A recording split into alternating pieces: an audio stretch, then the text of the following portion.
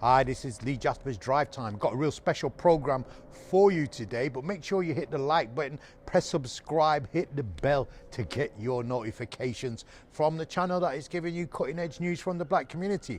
Now today we're in Hackney. We've got Charlene Till, who's from America, who's chair of the Massachusetts Cannabis Regulation Board, and she puts the rules and regulations together for the selling of cannabis in Massachusetts. And she's coming to us to talk to us about putting marijuana and legislation right here in the United Kingdom. Hi, my name's Ljdt. This is Brixton, London, and you're watching Ljdt Drive Time.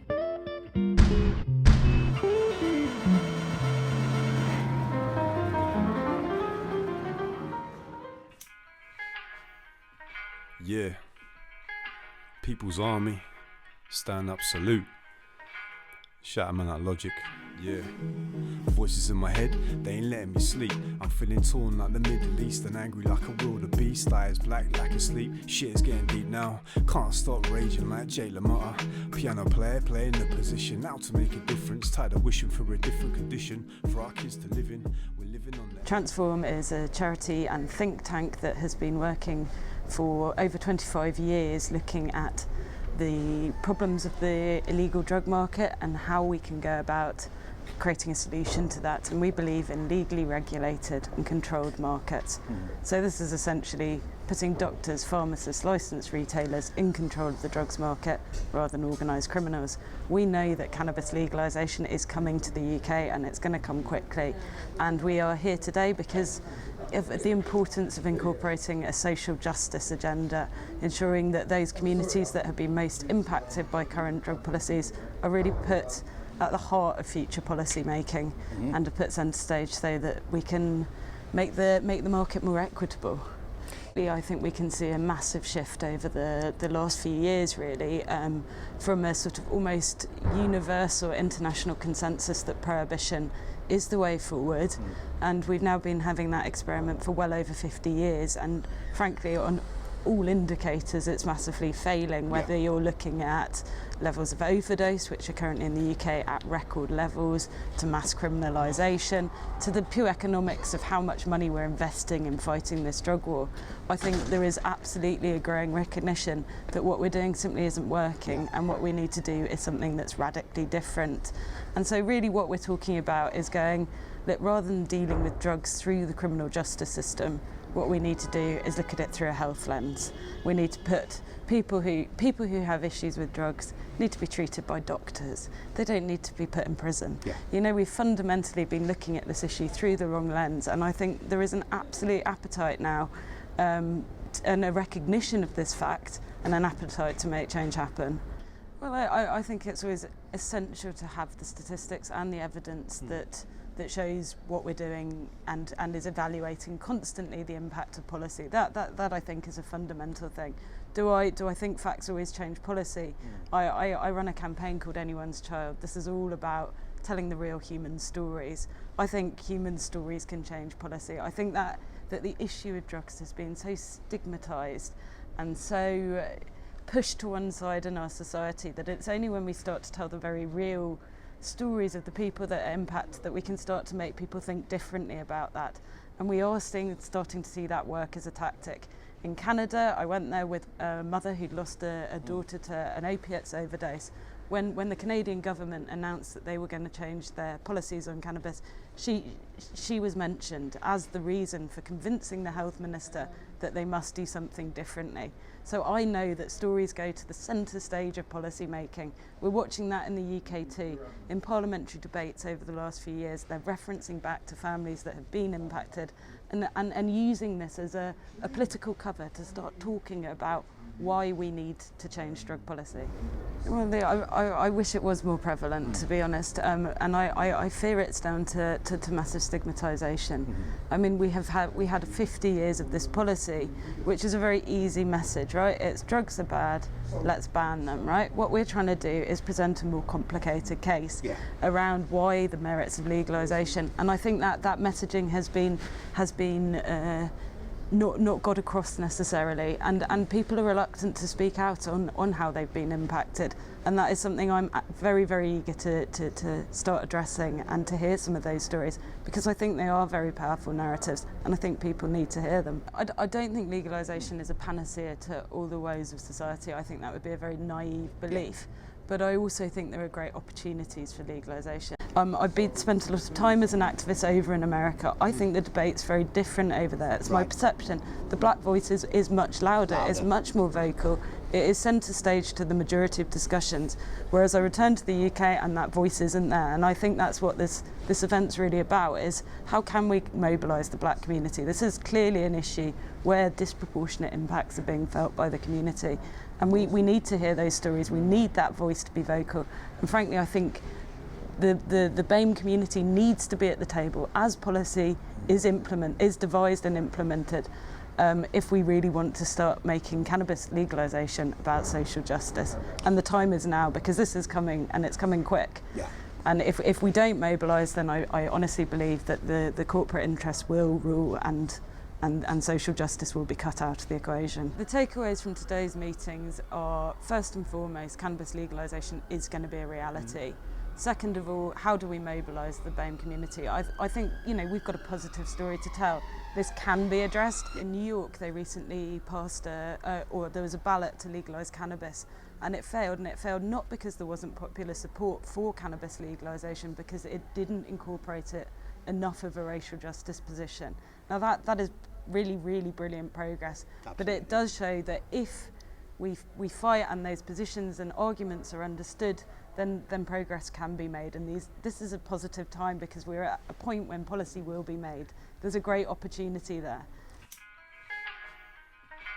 Marijuana legalization is coming. There's $1 billion industry coming. Somebody is going to make this money, and we should make sure that it's fair. And we created that coalition. And I will tell you, 6 years later, even though I'm a commissioner, I'm supposed to have this power, we still need to get that coalition together all the time, because they're always, and when I say they, I mean that just in a large sense, they're always trying to thwart that progress. And we always have to get the coalition back together. So start making that today. I mean that figuratively, but I also mean that literally. Sign up for these organizations, meet each other, share information, because you have such an opportunity to make an influence that we don't have anywhere else. So let me briefly recap how I got here.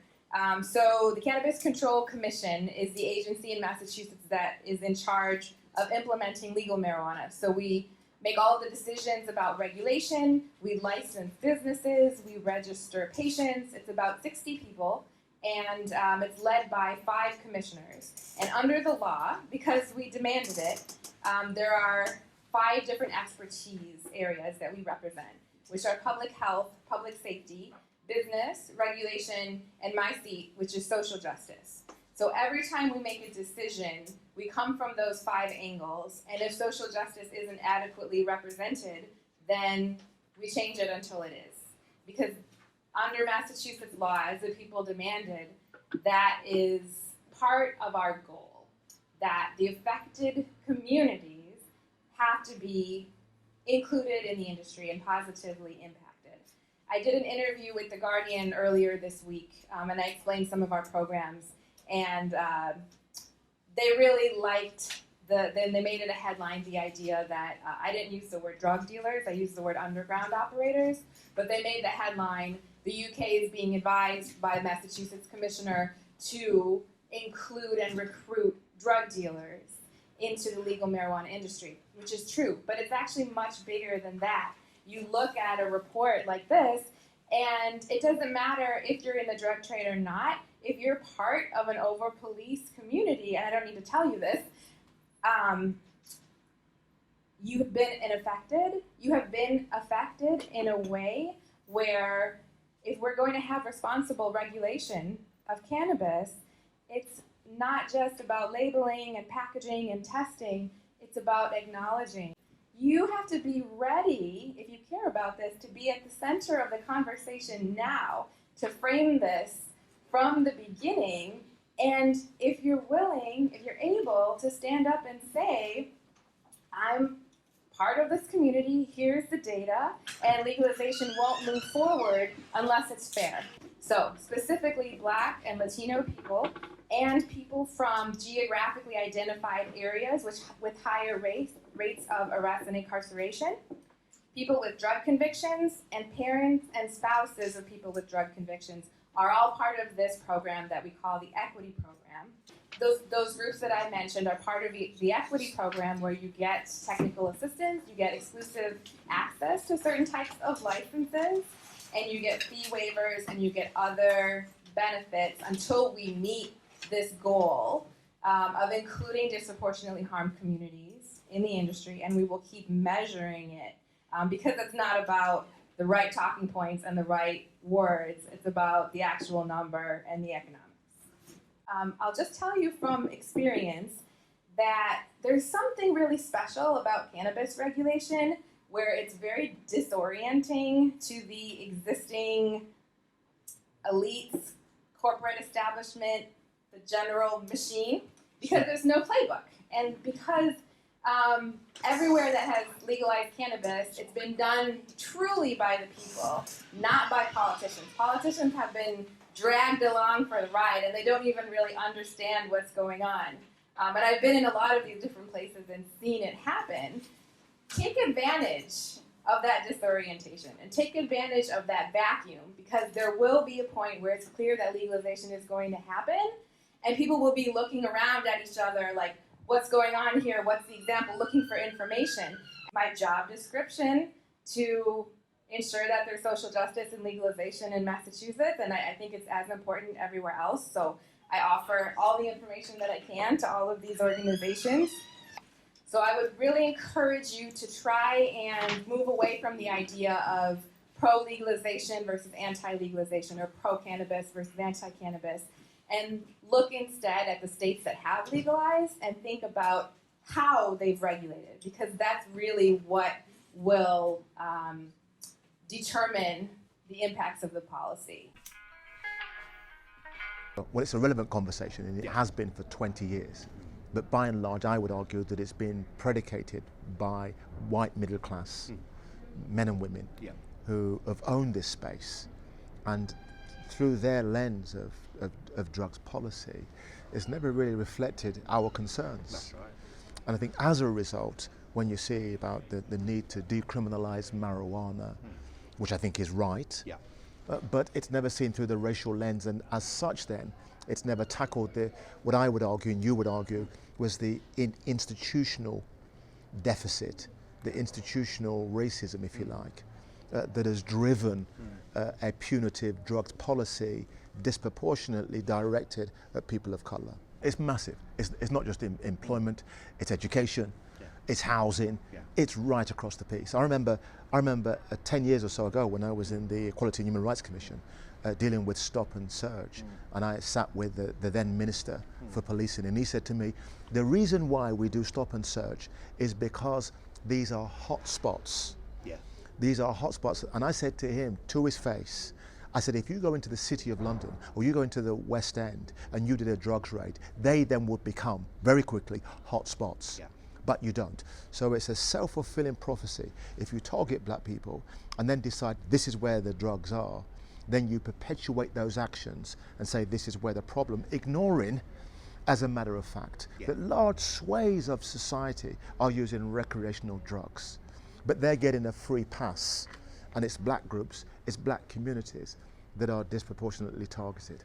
It's a myth. The matter of fact that the Release and others, Transform, have all clearly demonstrated that white people use drugs more than black people, and yet when in people's psyche they think that when it comes to drugs, it is black people both selling and using. It couldn't be further from the truth in terms of the numbers, because of course every single weekend tens of thousands of young people are using recreational drugs and often sold between themselves, etc., etc.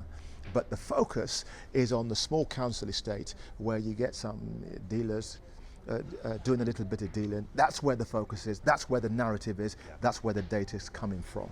It's a poison narrative, it's a poison national narrative that feels right for the state and particularly the police that they say we're just going by the evidence. Yeah. But if they're skewing the evidence, Yeah. we have a problem. So it's the political imperative that drives this punitive drugs policy. And as such, then you've got a generation of young people being targeted, being harassed. Many of them are going about their law-abiding business, if you like. And then those that are caught up in it quickly spiral into isolation, anger, frustration, and of course the criminal record, which in effect often ruins their lives. 45%, and it's increasing. So in spite of all our efforts, when you think about this, Lee, that 45% of all youth incarceration is non-white. It's a scandal, isn't it? Well, imagine if that translates to the other prison population, the national prison population. 45% of prisons. We represent 5% of the population, 45% of the prison population. I mean, you know, it's a powder keg waiting to explode. The state's number one tool to harass, oppress, and incarcerate black people is through the prism of drugs policy. Because it all starts with stop and search. Yeah. And that is the alienation and frustration that tens of thousands of youths are catching hellfire on a daily basis. Is the first thing. And then it's a slippery slope. When you're caught, you're more likely to be charged, you're more likely to get a longer sentence, you're more likely to get less parole, you're more likely to not get treatment once you're in prison. So it's a spiral. And you have to remember, Lee, that for every one person, male or female, that is incarcerated, the ripple effect through the family, no father, Children. no mother, no breadwinner, Yeah. cascades down to the families and the communities that leaves a community threadbare in terms of its foundations. Yeah. We need an adult conversation Yeah. around drugs policy. And I would argue, and I think you would, and Michelle Alexander, and our American guest who's here today as well, Jolene, would say that we must be at the front and center of this debate, because it's our communities that are catching hellfire through this drugs policy. I think the first thing is, it's not about the white organizations, it's about us. Yeah. And it's about us creating our own space, us creating our own space to have our own voice. And look, we've got an election around the corner. We've got to use our political clout. We can decide who gets the keys to Downing Street and start making demands. Yeah.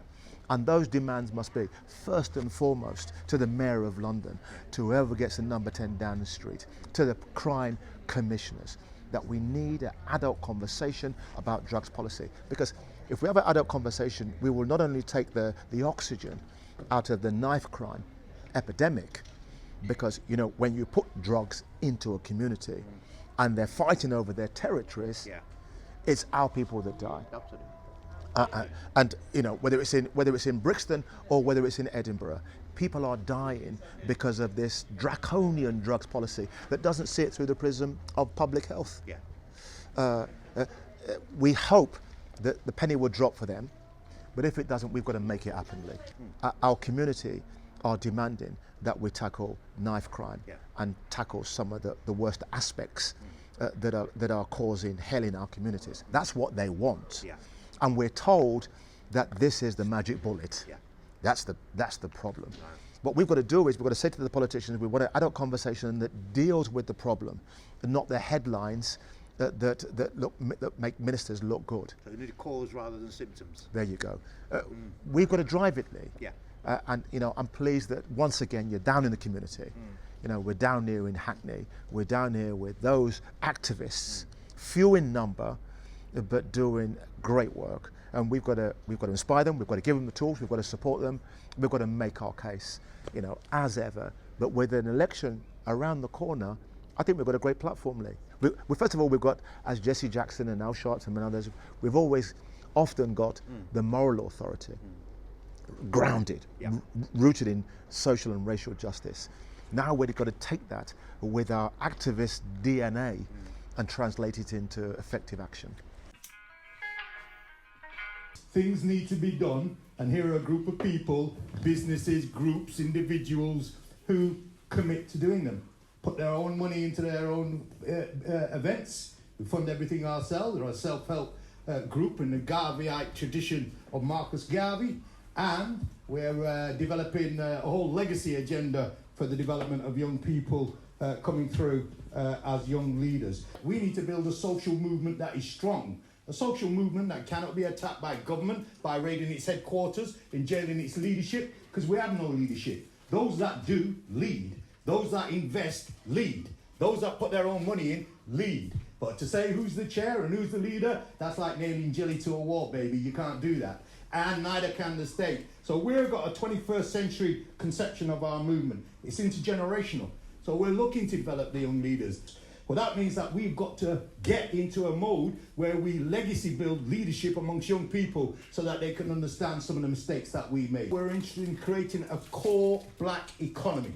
That means when we bring groups and organizations together, we get them to work in their best interest together as consortiums to do things that they couldn't do if they were struggling by themselves. So the more we are together, the happier we will be. Are you with me on that point? So you can join Black Sox, you can come and be a member, you have to subscribe to the values and the training and so on, but moreover, what we're looking for is action. I'll tell you why they stop and search us in such big numbers, because there's a toxic culture of institutionalized racism deep within these institutions that remains alive and kicking today. And I'll tell you something about toxic cultures. It eats policy for breakfast. You can have all the legislation, all the law, all the guidelines, all the whatever you like laid down on paper. If the culture in your organization is racist or sexist or corrupt, then all the laws and legislation and the policy will not mean a damn thing, because the culture will overpower the policy. That's why you can have the Metropolitan Police having award-winning diversity policies, getting the global award for the diversity and the most diverse police service in the entire world, right? They get the award for the policy, but their practice on the level is purely discriminatory. Let me tell you why that is. I'll tell you why that is, because in our community, in our country now, we've got a criminal justice system that is privatized, right? So that means every time a black youth goes to jail, somebody gets paid.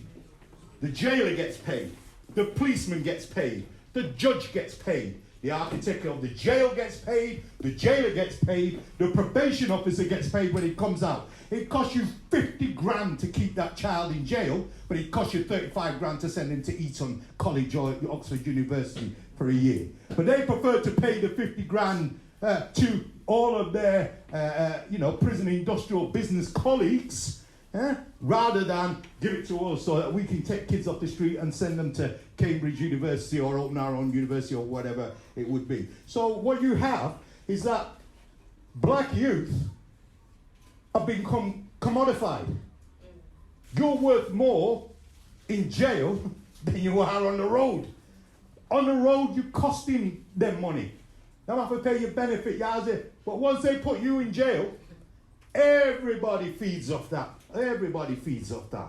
And so what I'm saying is that the motivation for the targeting, the racial targeting of black people under drugs, is because there is a financial incentive in a privatized prison complex where black youth no longer become citizens but become commodities who are worth more to the state in jail than they are on the street. Are you with me on that point? Okay. So moving on to the issue, we've got an apartheid justice system in this country. Katrina will tell you, why is it that a black youth can have 20 pounds of weed in his pocket and a white youth can have 20 pounds of weed in his pocket? We both got no criminal record, we both get arrested. The white youth gets cautioned and the black youth gets facilitated to court and gets a criminal charge. That's not fantasy, that's reality. The objective facts take, in fact, for cocaine it's even worse.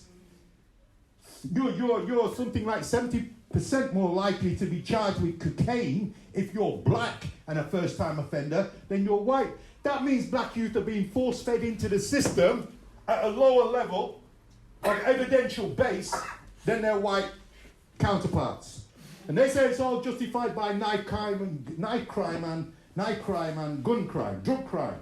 These drug gangs, that's the next thing, the black drug gangs, hoodie on, street light, raining, scuttling about like rats in the gutter, swapping bags here, taking money there. That's how they have us up in the popular imagination. But white people use more drugs than us. They self-admit, when you ask them in the British Crime Survey, and it's done every year as an authoritative survey, how much drugs do you use? White people's uses of drugs is off the chart. You look at black people who are then self-reporting on their own drug use in confidence, so nobody's got any reason to lie. It's a fraction of the white thing. Now, the police and the criminal justice authorities know this, but they're not chasing white people around drugs. When's the last time the London Stock Exchange got raided for cocaine? Huh? And let's be clear here about the nature of violence. The violence is a black thing. Disproportionate violence is not a black thing. Disproportionate violence is a poor thing. That's why Scotland and Glasgow had the highest knife crime incidence of any city in the country. Why? They had massive unemployment, generational poverty, long-term deprivation. That's why they had more violence. More black women die at the hands of black men in terms of domestic violence murders than black teenagers die on the road. But why don't we hear about black women as being victims of violence? Because it's not very profitable, is it? But when you look at the white community, they're violent too. Their violence is differently culturally expressed. And so today, that we know in the poorest areas of the country, it was reported just last week, that the number of drug deaths amongst white people is the highest it's ever been. Yeah.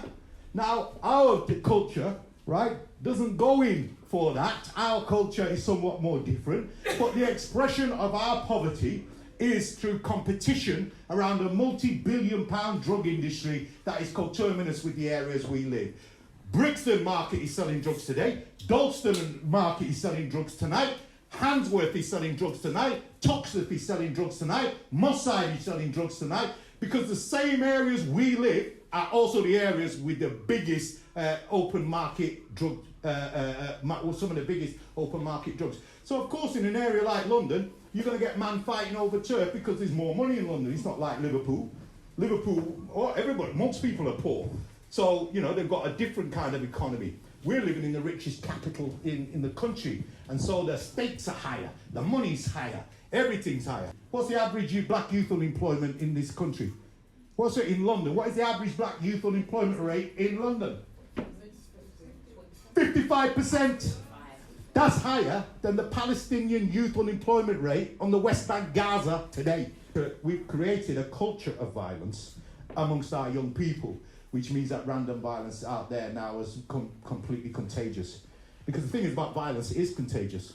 You sit down and watch a violent movie, you get a bit jumpy, don't you? If you watch a comedy, you start laughing, don't you? If you watch a tearjerker, you start crying. Why? Because emotion is contagious, and anger is contagious, and violence is contagious. So if you grew up in a violent household, suffered beating, or saw your mother get beat, chances are you're going to be a violent child. Violent individual, unless you've dealt with that trauma. Are you with me on that point? And poor people go through what? More trauma than the rest. Why? Because they're trying to cope with their economic exclusions. You know, we're trying to get a public health approach to tackling knife crime and violence.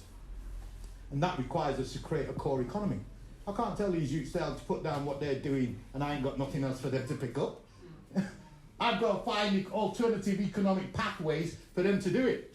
And if one thing we could do is get together and get ourselves sorted out so that we could be the lead voice in any cannabis legislation debates, then that's what we should do.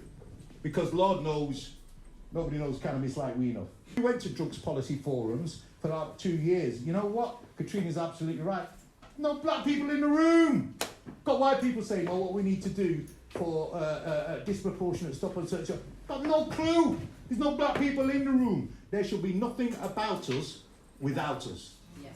Yeah? Nothing about us without us. So we're calling time on all the organisations. Luckily, Transform woke up and smelled coffee 2 years ago. So we're fine with Transform. But there are a range of other organisations who continually pimp off our profit and make profit out of our pain. I.e., they're representing us, getting millions, and we never see them from one day to the next. That day, for that kind of colonial dispensation, is over in the drugs field. So we'll be definitely seeking your support in getting better representation. How the hell are you going to represent, advocate, get involved, represent whatever, a community when you haven't mastered the brief, you haven't understood exactly what the impact of institutional racism and drugs policy is. Drugs policy, the drug war is a war on us. I want you to get that in your mind. They use cannabis arrests as the starting point for your criminalization. And that's why so many of our young people are in there. And we want to commit to create the centre of gravity here in the United Kingdom on the drugs debate here. You understand me? We don't want them to be have that debate unless they come and talk to us.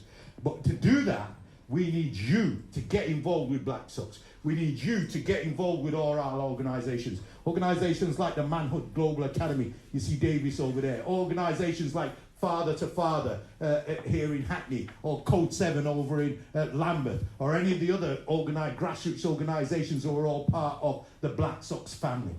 Yeah? We've got the means to be able to raise you. We've got the means to be able to mentor you. We've got the means to be able to inform you so you can go out there and represent and make sure we keep our hands in, keep some skin in this legalisation fight. But it's not going to cure institutionalised racism. And it's dishonest for white people and white organisations to say, oh, if we just legalise weed, everything will be all right for black people. That doesn't cure institutionalised racism, and it'll come nowhere near doing so. But thank you very much for listening.